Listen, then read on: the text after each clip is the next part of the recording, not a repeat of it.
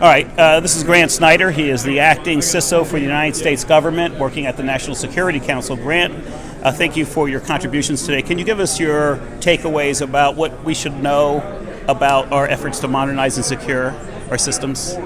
Yeah, so obviously modernizing our IT is necessary for a number of reasons. A, just to be more efficient, to deliver more effective services to citizens, and to be more secure across the federal landscape. So, we're excited about the Modernizing Technology Act that has been authorized. We're still looking for the appropriations to come through on that as a means by which we can make smarter and different investment decisions than we have in the government in the past.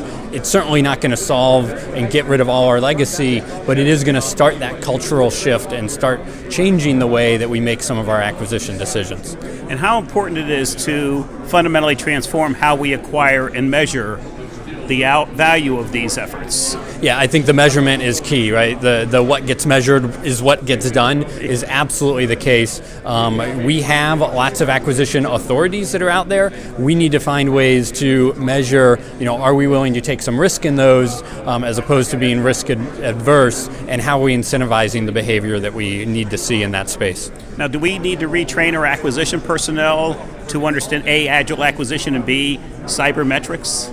So I think we need to focus on cybersecurity training for all our personnel. We need better cybersecurity experts, but we also need people in acquisition, people in the legal offices, people in the secretary's offices or C-suites that understand cybersecurity and the implications, because the risk of cyber incidents isn't about IT risk, it's about mission risk to agencies, and everyone has to understand that.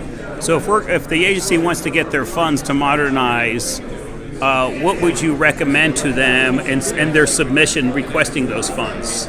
So, since we know we're not going to be able to modernize all of the federal government with the small amount of money that's been asked for and not appropriated, but we're still hopeful. People are going to need to submit projects that are examples that we can use elsewhere in the government.